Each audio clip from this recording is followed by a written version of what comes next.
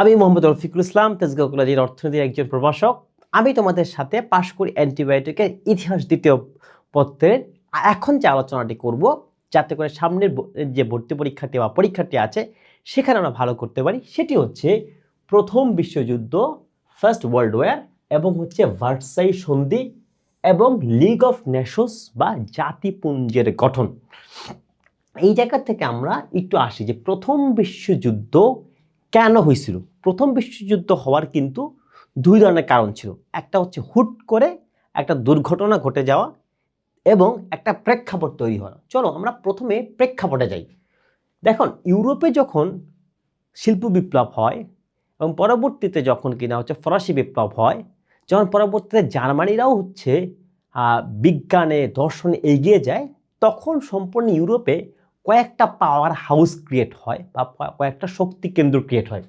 এই শক্তি কেন্দ্রের ভিতরে প্রথম বৈশিষ্ট্য ছিল তারা একে অপরের সাথে প্রতিযোগিতা করত যে কিভাবে একটি পাওয়ার হাউস বা একটি দেশ অন্য দেশকে ছাড়িয়ে যাবে। এবং এই ছাড়িয়ে যাওয়ার জন্য তারা হইতেছে বেসিক্যালি যেটাকে অনুসরণ করে সে হচ্ছে জাতিগত শ্রেষ্ঠত্ব। যেমন ফ্রেঞ্চরা মনে করতো, মানে ফরাসিরা বা ফ্রান্সের নাগরিকরা মনে করতো তারা হচ্ছে পৃথিবীর শ্রেষ্ঠ জাতি। ইংল্যান্ড মনে করতো ইংরেজরা হচ্ছে পৃথিবীর শ্রেষ্ঠ জাতি। আবার ইতালি বা যেখানে ফ্যাসিজমের একটা প্রভাব ছিল, তারাও নিজেদেরকে শ্রেষ্ঠ মনে করতো। স্পেশালি জার্মানিদের ভিতরে এক ধরনের উগ্র জাতীয়তাবাদ বা তারাই একমাত্র শ্রেষ্ঠ জাতি বা সেমেটিক গ্রুপ, এই ধরনের কিন্তু চিন্তাভাবনা তাদের মধ্যে ছিল। এবং তারা হচ্ছে কি করতো, তারা হচ্ছে জোট নিতে থাকতো, মানে এক দেশ স্বার্থের জন্য আরেক দেশের সাথে জোটবদ্ধ হতো।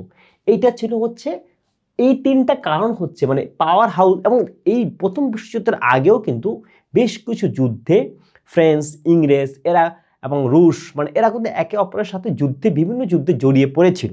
এবং এইটা হচ্ছে সম্পূর্ণ ইউরোপের ভিতরে এক ধরনের বারুদের স্তূপের মতো হচ্ছিল, যে কোনো সময় হুট করে যে কোনো ঘটনার পরিপ্রেক্ষিতে এই জোটগুলা কি করতে পারে, জোটগুলা হচ্ছে একে অপরের সাথে যুদ্ধে জড়িয়ে যেতে পারে।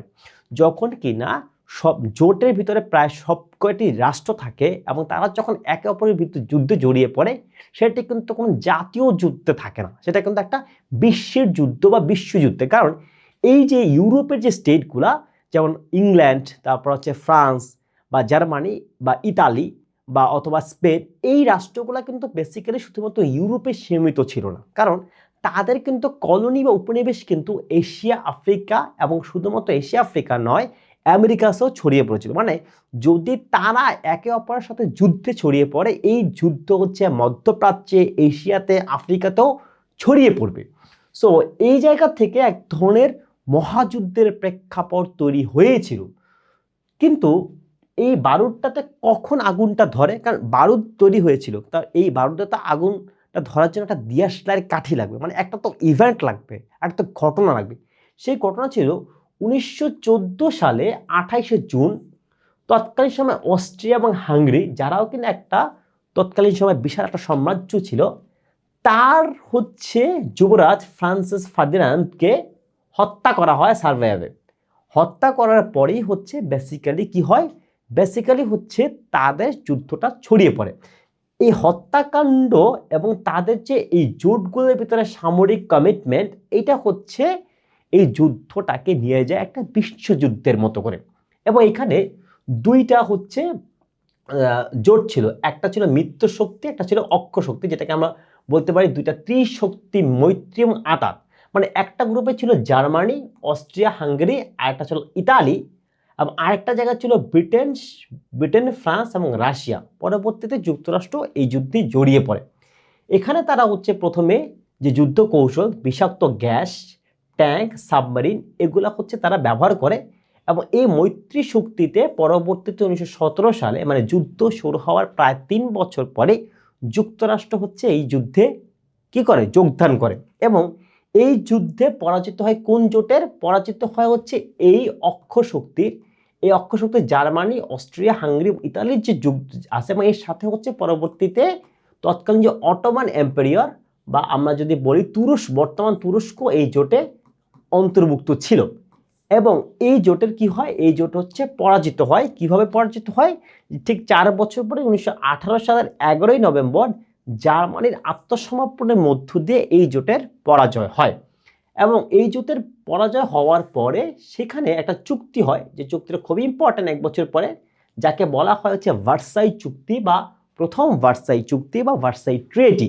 এই যে ভার্সাই ট্রিটি, সেখানে হচ্ছে যুদ্ধের ক্ষতিপূরণ হিসেবে জার্মানির উপরে অনেকগুলো কঠোর এবং অপমানজনক শর্ত চাপিয়ে দেওয়া হয়, যে কারণে জার্মানরা মনে করত এই যে প্রথম ভার্সাই চুক্তিটা, সেটা বেসিক্যালি তাদের জন্য একটা প্রতিশোধমূলক শাস্তি, এটা কোনো সম্মানজনক চুক্তি ছিল না, যে কারণে জার্মানিকে অনেক বেশি পরিমাণের ক্ষতিপূরণ দিতে হয় এবং জার্মানির যে সামরিক ক্ষমতা আছে সেই সামরিক শক্তিকেও তাদেরকে কমায় ফেলতে হয়। মানে এই যে একটা বারুদের স্তূপ, এই যে যুদ্ধ মনোভাব, এখান থেকে ফার্দিনান্দের হত্যাকাণ্ড এবং পরবর্তীতে যে সামরিক জোট, সেটা হচ্ছে এটাকে বিশ্বযুদ্ধে রূপদান করে এবং সেখানে হচ্ছে সব অনেকগুলো রাষ্ট্র জয়েন করে এবং সামগ্রিকভাবে জার্মানির পরাজয়ের মধ্য দিয়ে অক্ষ শক্তির পরাজয় হয়। চলো, এই যে প্রথম বিশ্বযুদ্ধ এবং তার পরবর্তীতে সম্পূর্ণ বিশ্বের শান্তি প্রতিষ্ঠা করার জন্য বর্তমান জাতিসংঘের মতো করে তৎকালীন সময় আরেকটা আন্তর্জাতিক সংগঠন প্রতিষ্ঠা হয়, যেটাকে আমরা বলি জাতিপুঞ্জ বা লিগ অফ নেশনস। এখন আমি দেখি এখান থেকে কোন কোন এমসিকিউ প্রশ্নগুলো আমাদের পরীক্ষার জন্য আসতে পারে। প্রথম এমসিকিউ প্রশ্ন হচ্ছে, যুদ্ধের জন্য দায়ী কি ছিল? এইটা হচ্ছে আমার 1 নম্বর, সাম্রাজ্যবাদী প্রতিযোগিতা, উগ্র জাতীয়তাবাদ এবং জোট নীতি। সেকেন্ডটা হচ্ছে তাৎক্ষণিক কারণ, মানে কোন ঘটনার প্রেক্ষিতে বেসিক্যালি এই যুদ্ধটা শুরু হয়। তার আগে আমি একটু আমার বোর্ডটা পরিষ্কার করে নিই।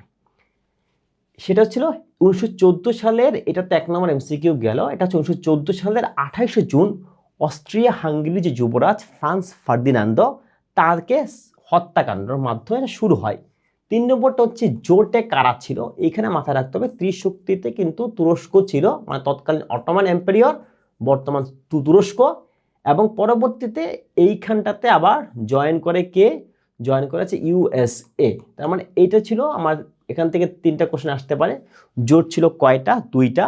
কোন জোটে কে সদস্য ছিল? এবং যুক্তরাষ্ট্র কবে সেই জোটে জয়েন করে? এই ত্রিশক্তি আতাতের আরেকটা নাম হচ্ছে মিত্র শক্তি, আর এটার নাম হচ্ছে অক্ষ শক্তি। হ্যাঁ, এটাকে আমরা বলি ত্রিশক্তি মৈত্রীও বলতে পারি। এবং এইটা আমি দেখলাম এখান থেকে আমার 4-5টা এমসিকিউ আসতে পারে। ভার্সাই যুদ্ধ এবং পরাজিত হয় কে? পরাজিত হয় বেসিক্যালি হচ্ছে জার্মানির আত্মসমর্পণের মধ্য দিয়ে পরাজিত হয় হচ্ছে অক্ষশক্তি। এই জায়গাতে যদি আমি একটু আসি, সেটা হচ্ছে যে এই যুদ্ধের ফলে হয় কি, ভার্সাই চুক্তি।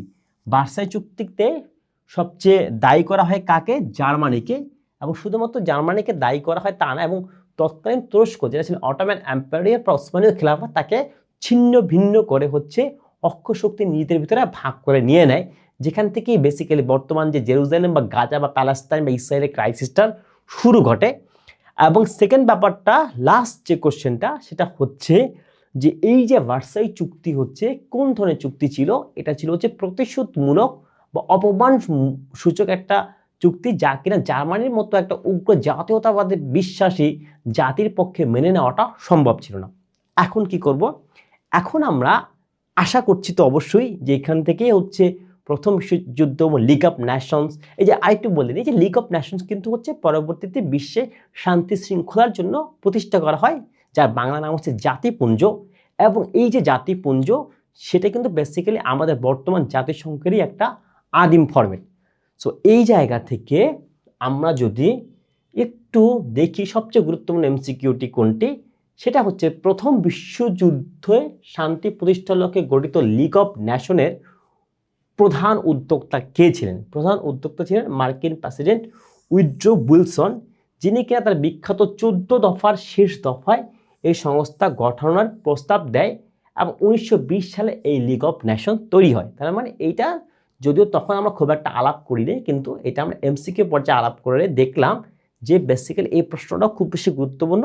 আমরা আশা করতে পারি যে এই ধরনের আমরা যে 14-15টা প্রশ্ন আলাপ করলাম, সেই প্রশ্ন থেকেই আমাদের সামনে যে পরীক্ষাটি আছে সেখান থেকে একটা প্রশ্ন চলে আসতে পারে। এই যে লিগ অফ নেশনস, ভার্সাই চুক্তি, প্রথম বিশ্বযুদ্ধের এমসিকিউ কি হতে পারে? এবং তার আলোচনা এইটুকুই।